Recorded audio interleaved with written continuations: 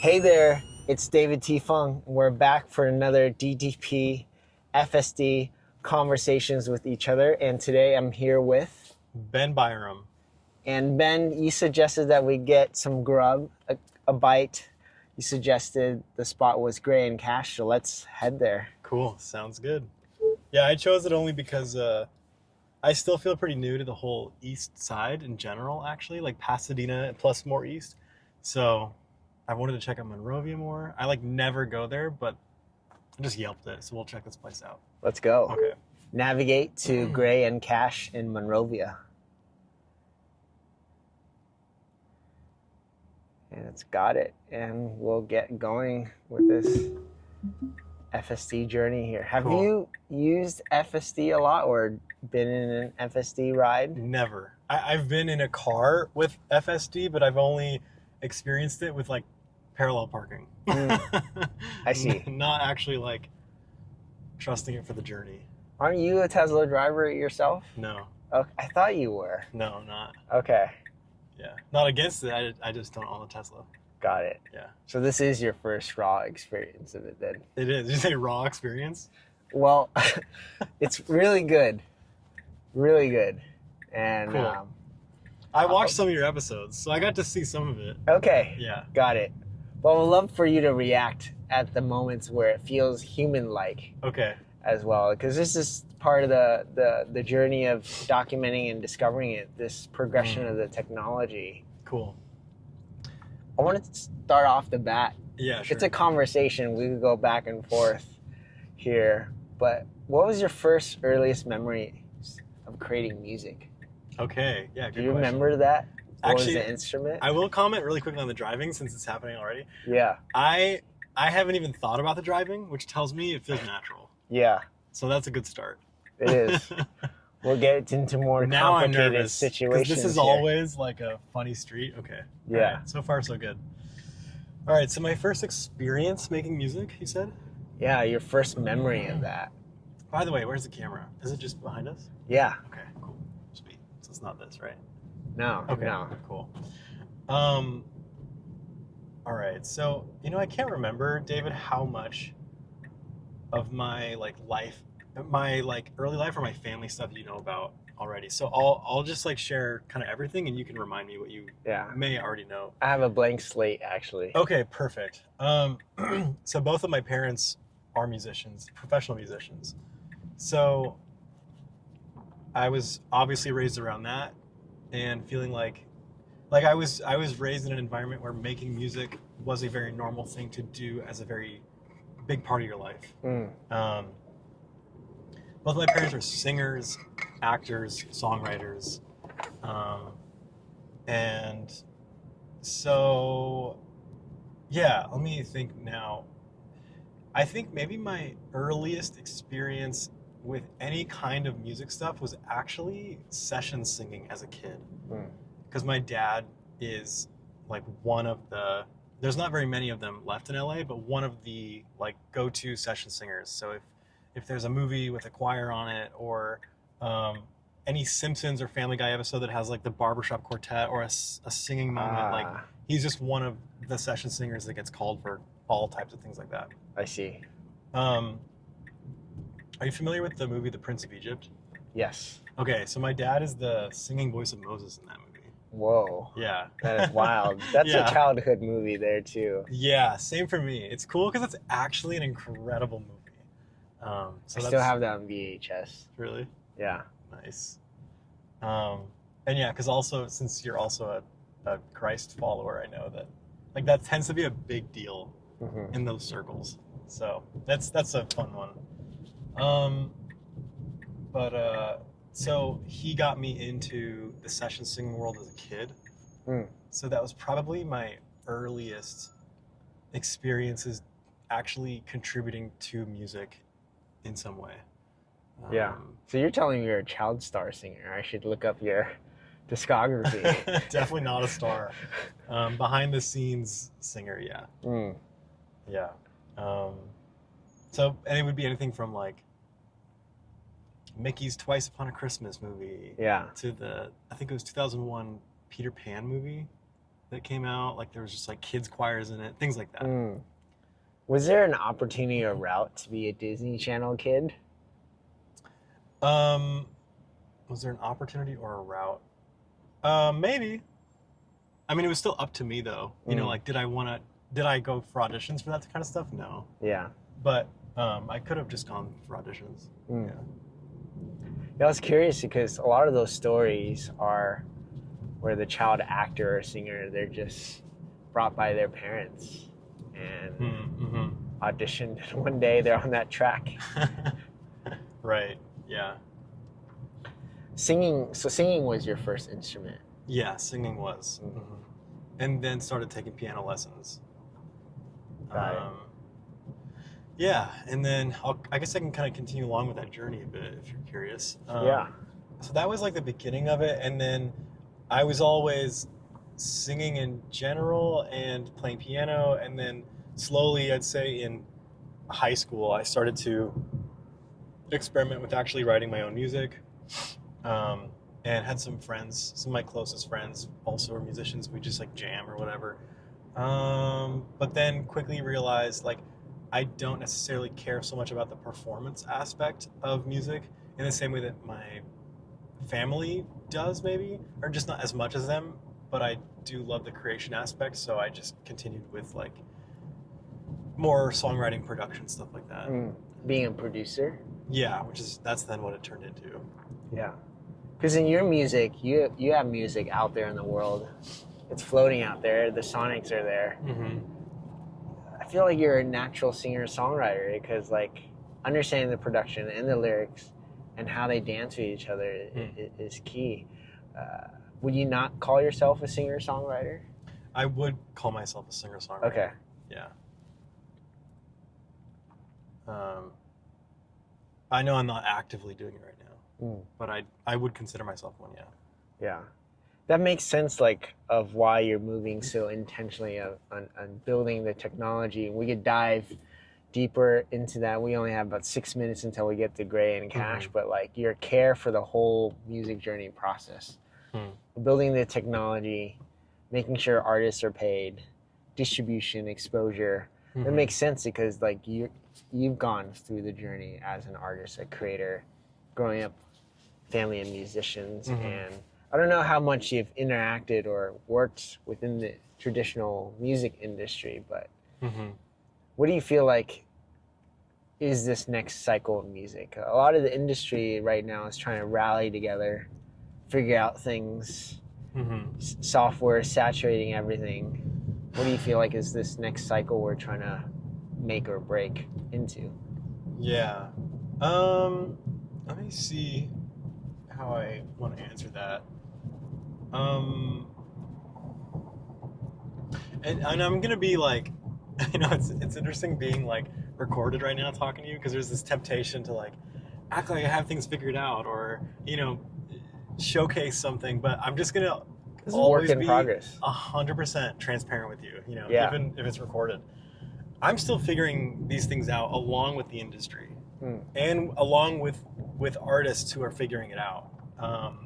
And yeah, I have guesses and I have bets and I have like, I see certain things and I'm like, oh, that seems obvious. And then certain things where I'm like, we'll see where this goes. But like, yeah, that's the place I'm in. I think that, I'm not even going to directly answer your question yet. I think that the place I've been coming from when I approach building the technology around stuff like this, or the journey of the independent artist or journey of the artists in general right now that I relate to, is that I think it can just all feel super overwhelming in general, and scary in lots of ways, like creatively, but also having to operate as a business is something that still artists are having to understand. I think there's a slow understanding of that, and it's interesting. It's happening more in certain genres than other genres, or spaces than other spaces, or cities than other cities. It's really interesting, like how that's developing. But you know, part of what I'm doing is making that less overwhelming and just empowering an artist to take ownership over that stuff in a way that's exciting and not scary. Yeah. So I don't know. That's the first thing I'll say, I guess. I don't know if that even answered your question. It alludes to things, and I want to just directly bring up Kaizen, and we'll break it down further down to like the atomic unit of the product and the experience in our second part here. But I think that's why you have that care. And remind me, what does Kaizen stand for? Kaizen means iterative change over time, rather than like trying to just radically change something out of the blue. It's like small, good improvement over time. Yeah. Within context, that's what it means.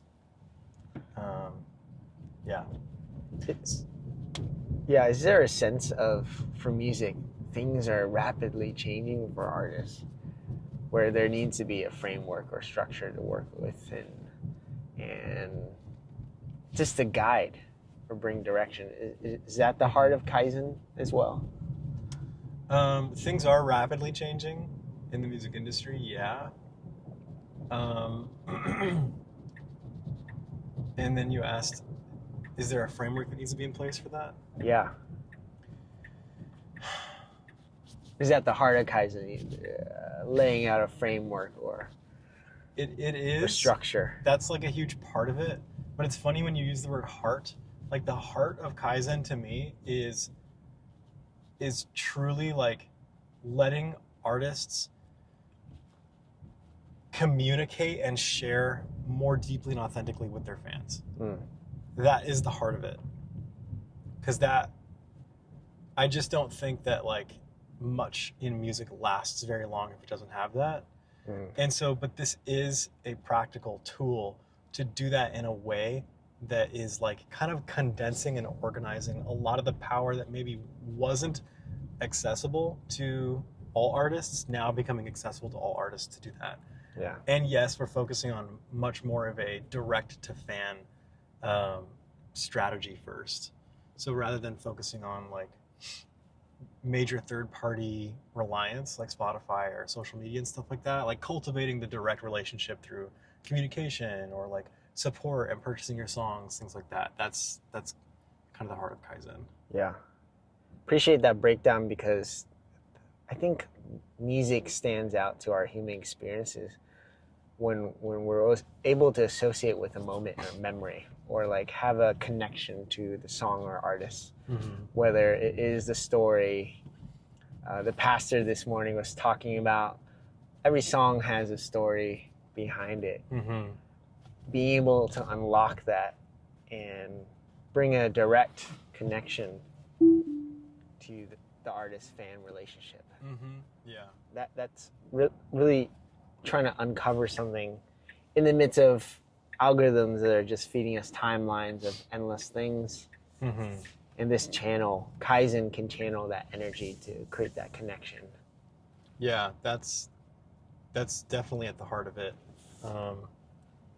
I know that like it's interesting because the shape of what we are building and providing and the usage of it is kind of it's how do I put this, like it's very much about like helping with distribution, like you mentioned, communication and distribution, or delivery and communication and distribution of whatever an artist is working on. But what like really always drives me as a human is those experiences. And so I think like if we can help artists deliver those experiences better, that's super exciting to me. Yeah. That is exciting. We're going to try to find parking here as we get to our destination here, but where did Kaizen start from? Did that just download one day into your brain and, hey, let's go? Was there a problem space or pain point you saw personally? Yeah, it started a little bit differently than where we're at right now. The real story is that it started when I was reading about the concept of Kaizen, within industry. So like how Toyota was one of the first to really adopt Kaizen as a method or a philosophy in their manufacturing process. and it was all about this kind of like iterative change, and that's a lot of what we see in software in general and tech in general, where it's like rapidly build something, get people using it right away, learn what's good or not good about it, and then like iterate on that as quickly as you can, as opposed to like working on something for years, and then as opposed to like working on one idea you have for years, putting it out, and then you realize that only like a third of it was valuable that people are even using. So you're just cutting out waste. You know, it's a wasteful process to hold on to things for so long. I see. And that for me clicked around music, because it felt that way with how people often write and release music, is that there needs to be much more freedom around how we actually share it. And it should be much like the process itself should be kind of celebrated and showcased as well. Yeah. So the idea was like letting an artist release music early before it's done, and then updating it over time in public.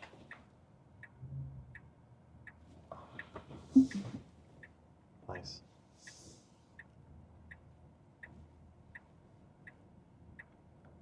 Yeah, That's beautiful. Did you read the book, The Toyota Way? No, I never read that. Yeah, it talks about the manufacturing process of Toyota and how the founder broke down the efficiencies in the manufacturing line, and that spot opened up, right? Yeah, I think so. Nice. And it talks about Kaizen more deeply there and how they implemented the car manufacturing process, taking away the inefficiencies from a business standpoint, so the overhead's lower, but just producing a product. Yeah. That gets to the true essence of things. Yeah, for sure. Yeah. Cool. We're at our destination. We'll continue with part 2 of this episode here, but let's go get some fuel and continue. Sounds great. Okay, we're back for part 2 here after getting some grub at Gray and Cash there. I do want to unpack a moment you talked about Kaizen and that relationship between the builder and artist. Can you break that down and what that relationship looks like? Yeah, totally.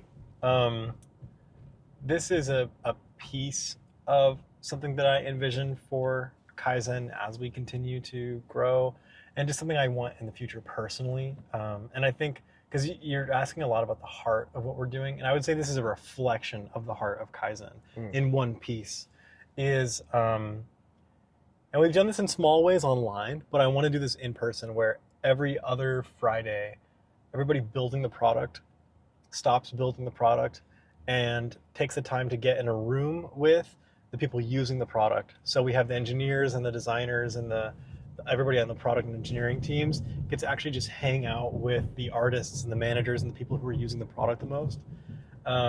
Even if it's just to simply hang out and like get to know each other, I think the motivation that happens as well for a team that's building a product that's being used to know the users is extremely powerful.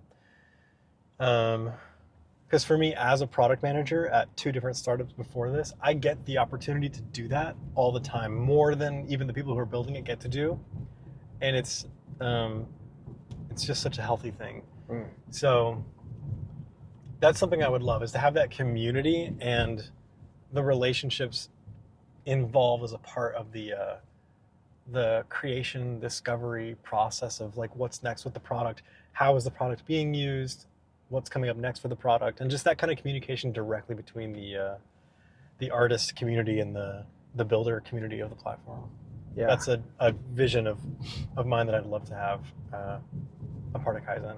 Yeah, I don't know if you've thought about it this way, but in product or building something for technology, specifically that path or process, in music, you're blending the process of user feedback listening parties or listening session is that direct line feedback to the artist, producer, the manager to say, and for the technology process, it's through user studies or user testing, and that sense of blending both of them together. I remember that first Kaizen IRL listening session, right? That was that essence and sense too. You were going through the app, showcasing some of the features, showcasing MJ's music. Shout out MJ. And I remember an artist like Alec King was like giving feedback there live and direct. Yeah. It was more IRL than URL in terms of the software, but yeah, they found that moment exponential in terms of the feedback, the experience, the vibes to say. Yeah. Yeah, I agree. I know we've only done one of those, but it's something I look back on all the time as a highlight, like a major highlight. So yeah, I'd love to do more of those. That one was interesting because it was more so between, it was a mixture of the people building it, which is just a small team, but also the artists connecting with supporters or fans or listeners. You know what I mean? I think that was a huge piece of that connection of that night, was like the people there listening to the music, hearing about what's behind the music, and then hanging out, artist plus community, and just talking and like getting to know each other. Oh man, that stuff is the best. Yeah. So yeah, extending that to be not just between even the artist and listeners and supporters of the artist, but even just making that happen in like every area, making that happen as regular as possible. Also now between artists using this product and the people building the product, and like just partnering together in that experience and goal. Would you say that's a response to platforms like Spotify or Apple Music too? Because there's not a relationship between the listener and artist. From the artist's perspective, they just see the listener as a number, and they get posted every December as a Spotify Wrap.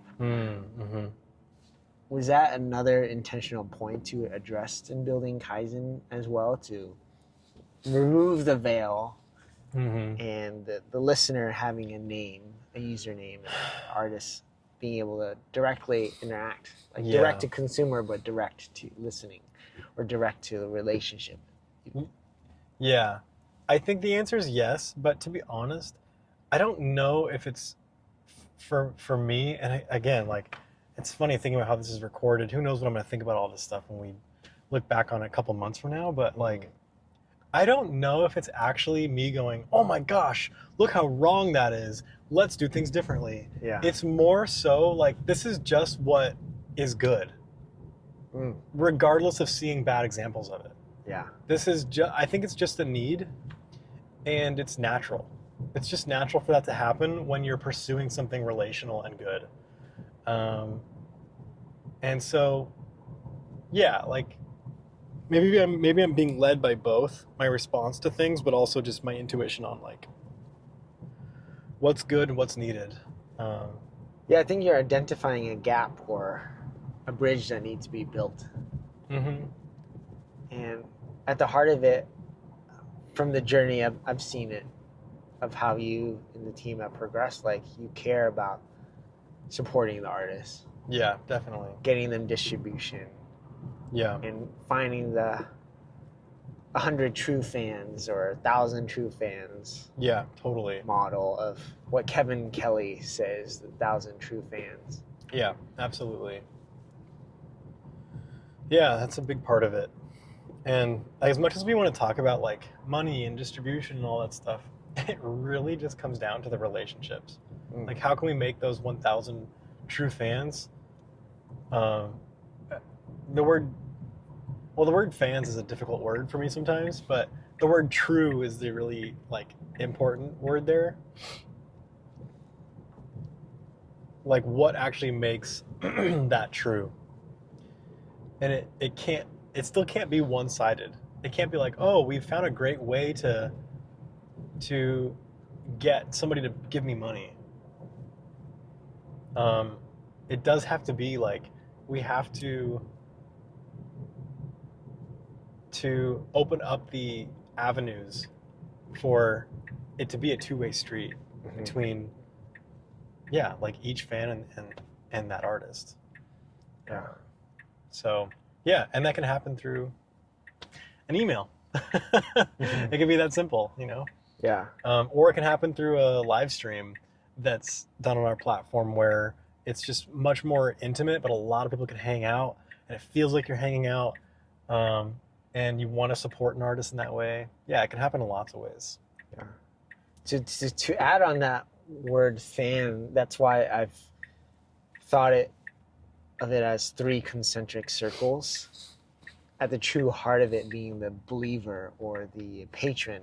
Because the believer and patron is the early day supporter, whether it's on Bandcamp, or they're actually dispersing capital with belief and support behind it. Then the fan is like the second concentric circle around it.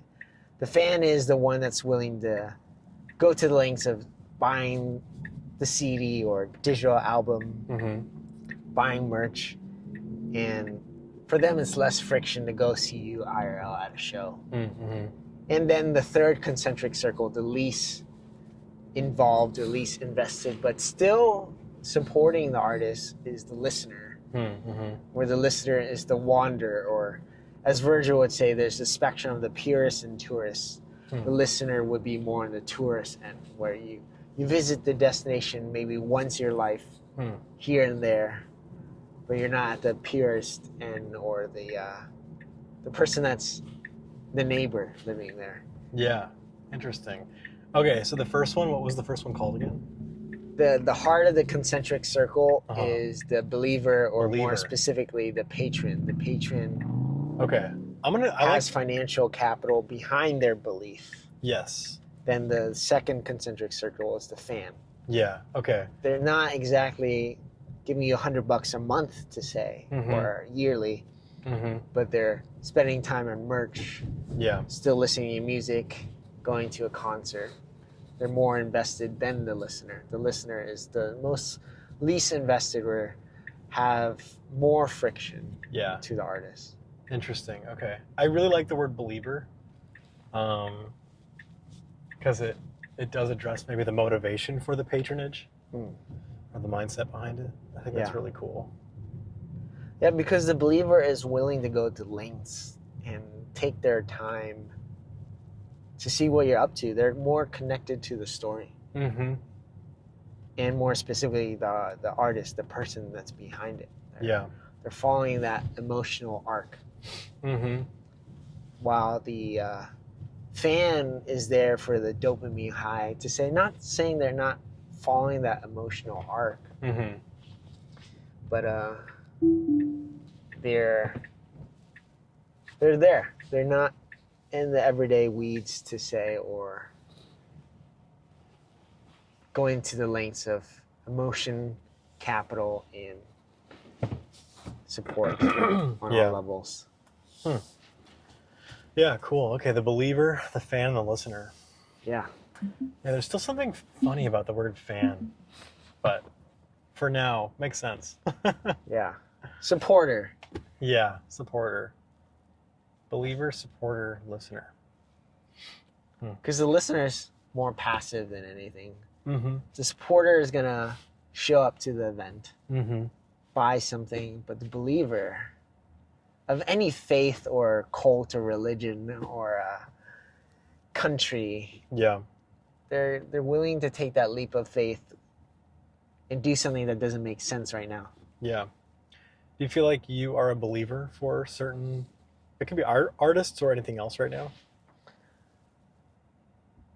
I'm not a true believer for everything. I have a few select things, but I've always been more the adventurer, the person that's trying to figure out the subculture of things.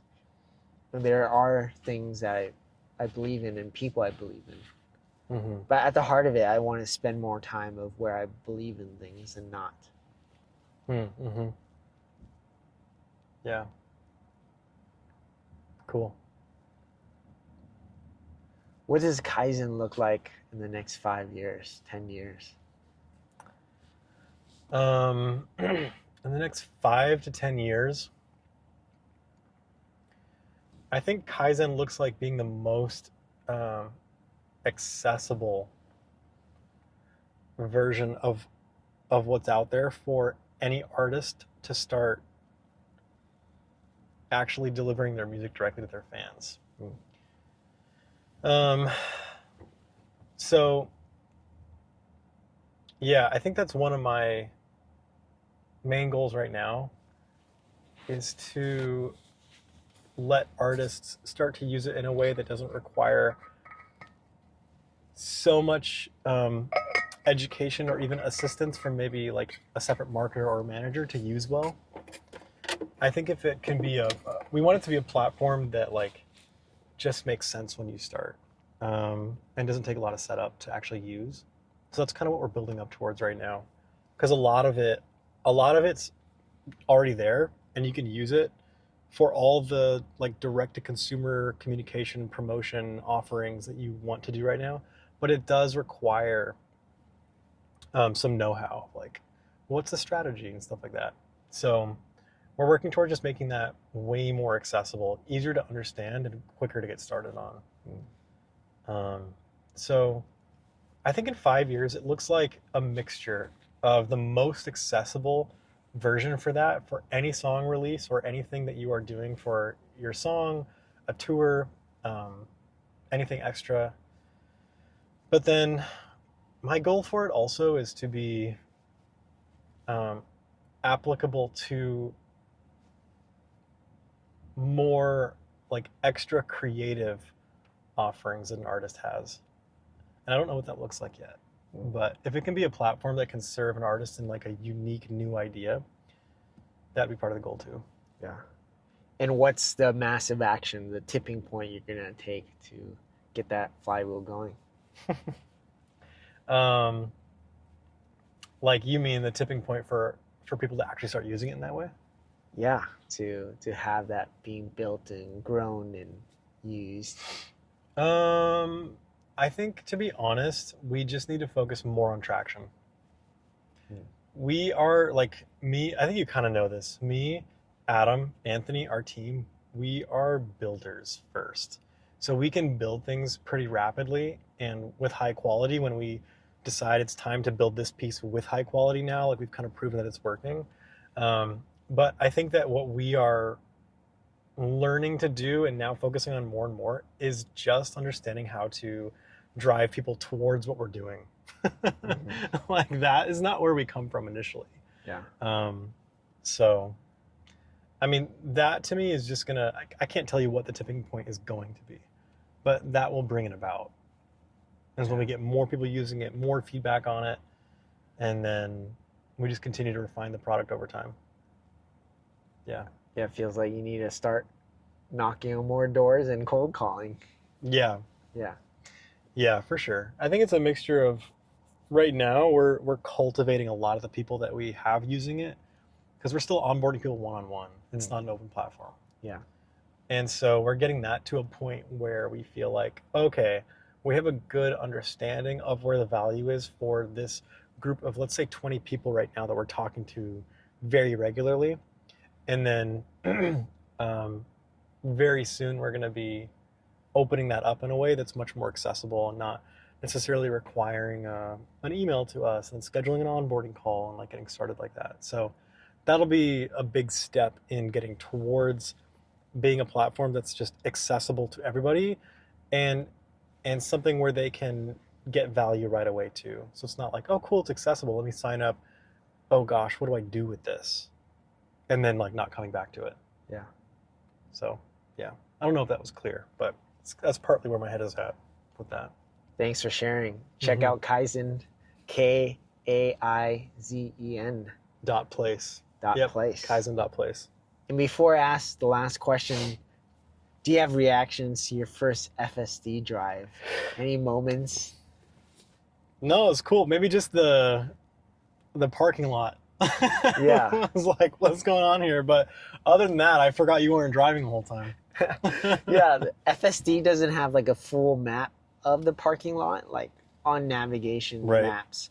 The parking lot isn't mapped. I've done roundabouts in the Glendale Galleria parking structure where it's following some signs, but that's the last 2 to 3% FSD to solve.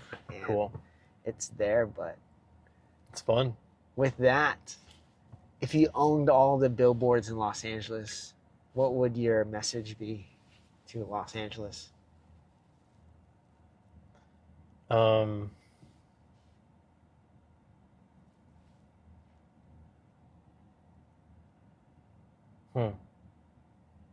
That's a giant question.